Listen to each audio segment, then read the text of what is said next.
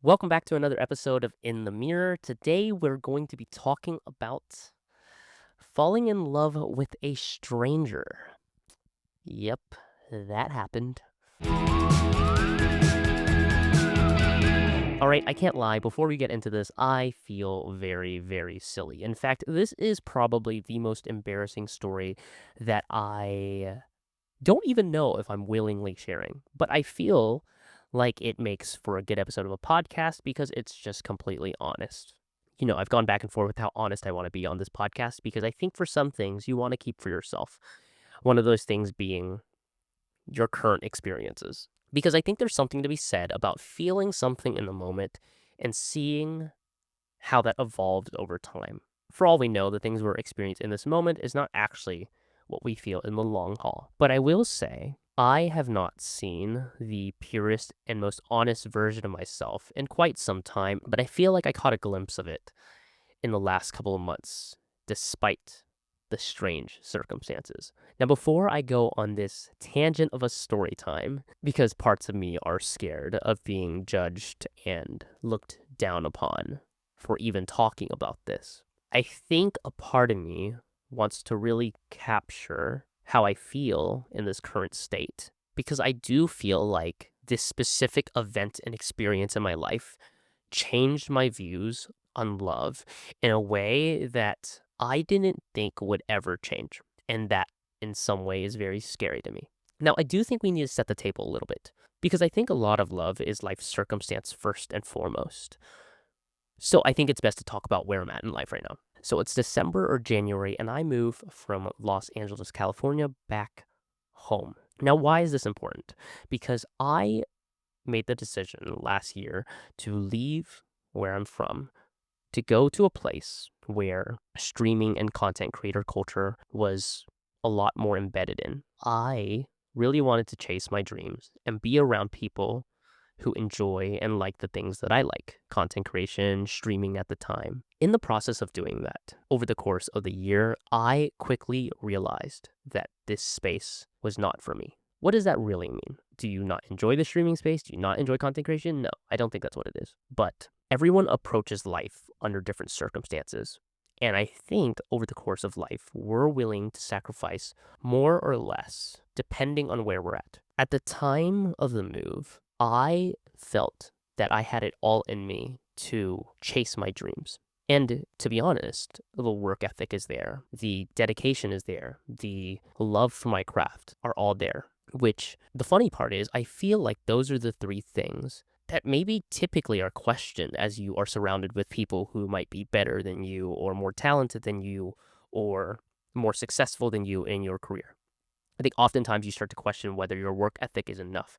And weirdly enough, being out there made me realize that work ethic is probably the one thing that will actually get me to where I want to go. But the thing I realized that I lacked out there was the willingness to sacrifice everything. And what does that mean? See, there's this saying that I think LA gets a lot of bad rep for, which is that people in LA are fake.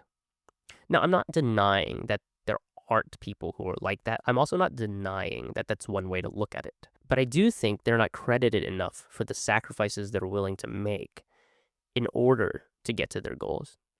In almost a way, to me, that I feel is saddening. For example, I don't know if I would be willing to sacrifice friends, family completely to be, the biggest Hollywood actor, the biggest streamer in the world, to leave a life that you've grown so comfortable in.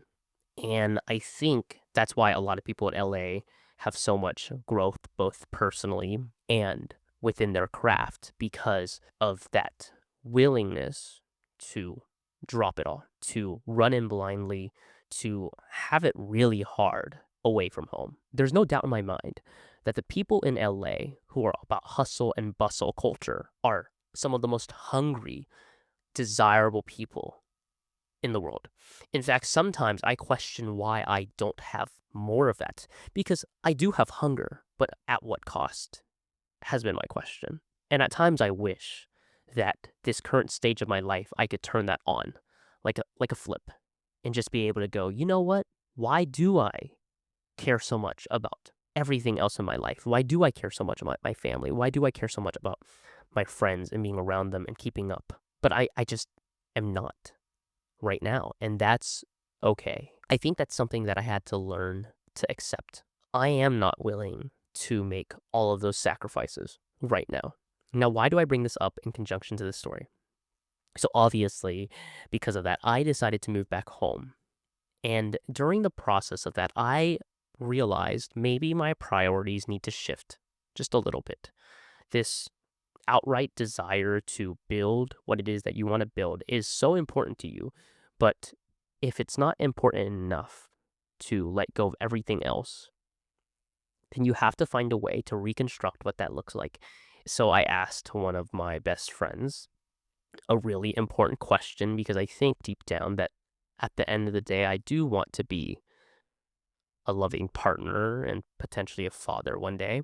And so I asked one of them, and I don't even think asking is the right word. I pretty much told them that I was going to, and they reaffirmed me in how I felt. But I told them that I wanted to make it more of a priority to be around people I love and also make more of a priority out of my love life. Now, why is this a big deal? I think naturally speaking, I do not put that much stake into my love life. Now, let's not get it twisted. That does not mean that I don't explore, but I don't think I take it that seriously because I've never felt like something serious has come across my hands. And I think that's why I felt like I had the wrong perspective of it. Because just like with your career, just like with your family or anything else, the only way things grow is if you water it. And I think that after a very tumultuous relationship with love in my past, I felt like I was not willing to water the idea of love anymore because my career was my love. And it still is. I think my work is one of my biggest loves. But I can't neglect the fact that is completely different than love from a partner. After my last relationship ended in 2019, I felt that it was best for me to really lock in to my goals in a way that's almost not empathetic towards myself. I can't even say that it was unhealthy because I did things that were incredibly healthy, like between working, growing my film and wedding business, I also probably took care of myself physically in the best way possible. I probably ate the best then and worked out like it was nobody's business. I probably need to get back on that arc if I'm being honest, running like 3 miles a day like a madman. But I think the part that stuns me most is this outright desire and decision I made to be alone. Now, I've never had a problem with being alone. In fact, I would consider myself a very independent person, almost to a fault.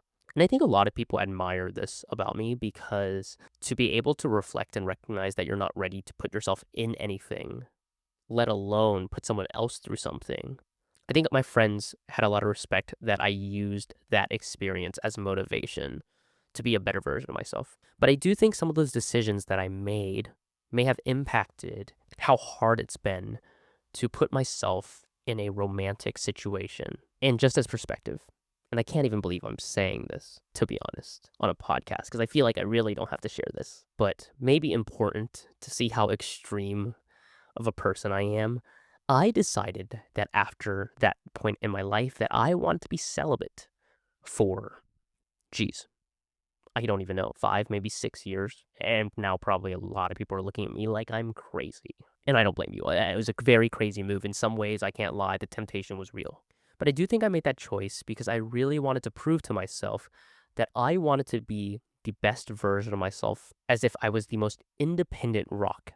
Because at the time, especially after you go through a very dependent relationship, you start to question how many things that you sacrificed on your end that weren't worth it in the end. I think your brain naturally goes into, wow, I did this for this person, and now we're here, especially when you come naturally as an independent person. I felt like I gave up a lot of my desires, a lot of my own personal wants for someone who I then realized didn't want to do the same. And in some ways, this decision I made, it was guarding myself, becoming a turtle tossing on an extremely hard shell that would never crack. It's both a blessing and a curse to protect yourself because you protect yourself from vulnerability, but you also protect yourself from being capable of being vulnerable. Now, I don't know if that makes any sense, but I think anytime someone makes the decision to not be vulnerable is probably a sign of hurt. And I think it takes a lot of strength to claw out of that. For a long time after that, I struggled with being vulnerable. And I think a lot of my friends would be like, "What do you mean? You're always vulnerable." But I think I've always had my guard up since then because I think there's a difference with being honest and being vulnerable.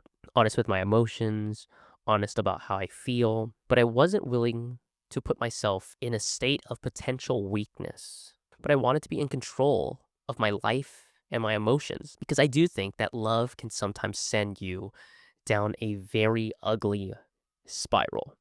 And I didn't want to go through that. So I made it a point to not put myself in that position. Now let's take it back to present day. When I made the decision to prioritize more of my love life, not because I was in need of anyone's company, like I don't care to come home and sleep next to someone or cuddle, though that sounds very nice. But I do think the thing that I recognize and eventually realized is this is something that I want for myself, not in this current state, but for the version of myself 20 years from now. I'm a big believer in this idea that we should do something for ourselves today, something for ourselves from the past version of ourselves, and then something for ourselves 10, 15 years from now. Because I do think it's really easy to get caught up in doing stuff for the version of yourself now that maybe you forget about the version that you want to become. Now, I know that's a conversation in itself because a lot of people would ask, why are you trying to please a version of yourself 20 years down the line that you don't even know will want the same things you want today? And to that, I say, you're absolutely right. I have no argument. But doesn't the version that you want to become matter somewhat too? I do think there's something to be said about planning your life a little bit because I do think to have the perspective of planning your life, and we all know we can't plan everything in our lives, you must know what you want. So yeah, I told myself that I really wanted to make more of an effort, not for the current version of myself, but maybe for the guy that wants to be a father or a husband one day. Explore the waters, I guess you could say. And across the way, we went on a lot of different dates, met a lot of people, used a lot of dating apps, which I'm not the biggest fan of, but here we are. And eventually I came across someone that absolutely changed my perspective of life. Now, I don't want to get into the nitty-gritty of that relationship because I don't think that's super important. Whether or not I share how I met someone or where did it all start is so irrelevant to the point that I'm trying to make. But I do think it's important to start by saying that this was someone I didn't know.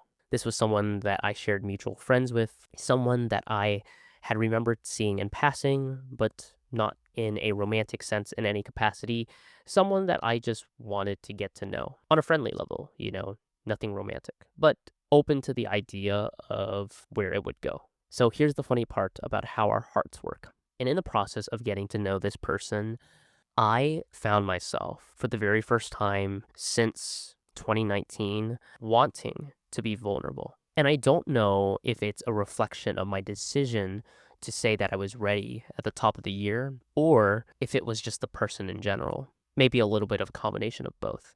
For a very long time, I felt I could love, but was scared to. I also felt incredibly unlovable at the same time. That in some weird phenomenon of a world, I would never be capable of love because the person that I became am not wanting and willing to sacrifice for almost anyone.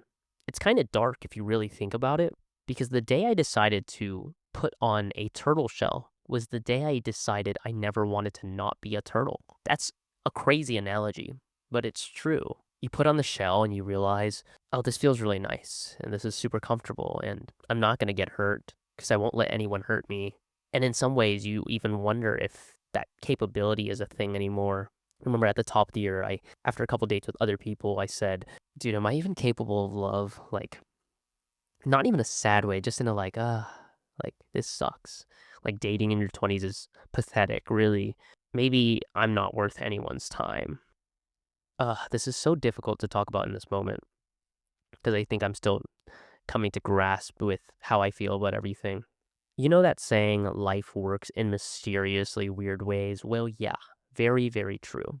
Because in some weird, fantastical way, I finally got to know someone that felt like they were worth my time, where maybe I was willing to sacrifice more of myself to explore whatever this was. And over the course of several months, I found myself wanting to get to know everything about this person. Here's the thing about connection. I think that it's a lot more rare to experience true connection than we really think. I think sometimes people bond through trauma, through common hobbies, through shared experiences.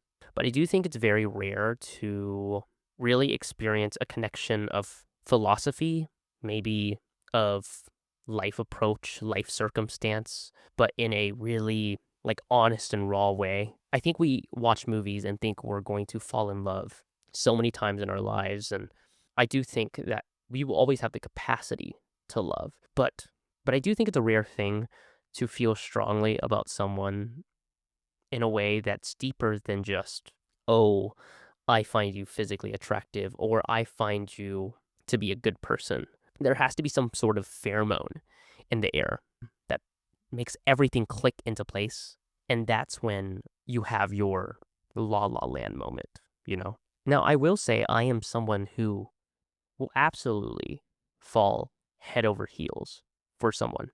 But I'm also quite logical when I do. Because when you make the choice to not love for as long as I did, I do think in some ways you need to have found a reason every single time not to chase a potential partner. I remember going on a date with someone and not exploring the remainder of what that would look like because I recognized that it would be a waste of time for the both of us.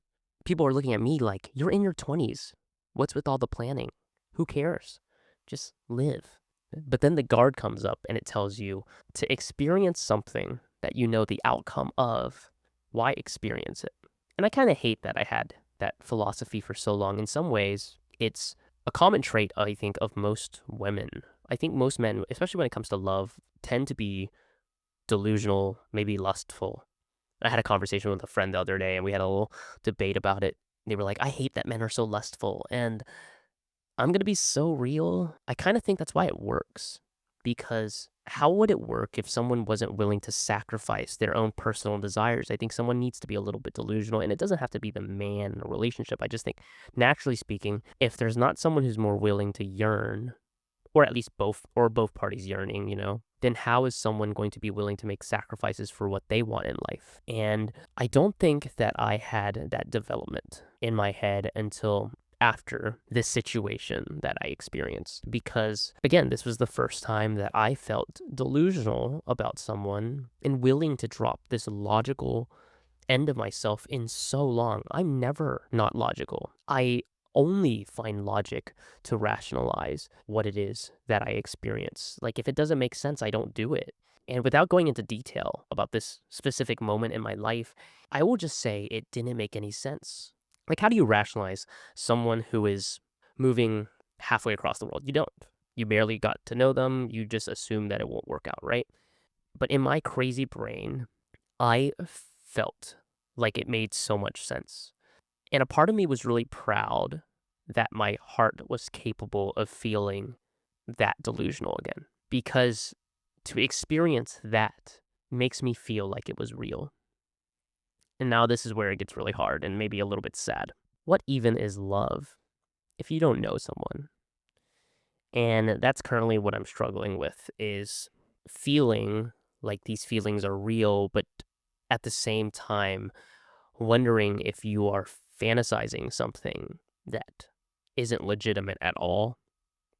I think I'm beating myself up a little bit about it because the first time that I finally experience what I think is love, again, I'm questioning whether or not how I felt was valid.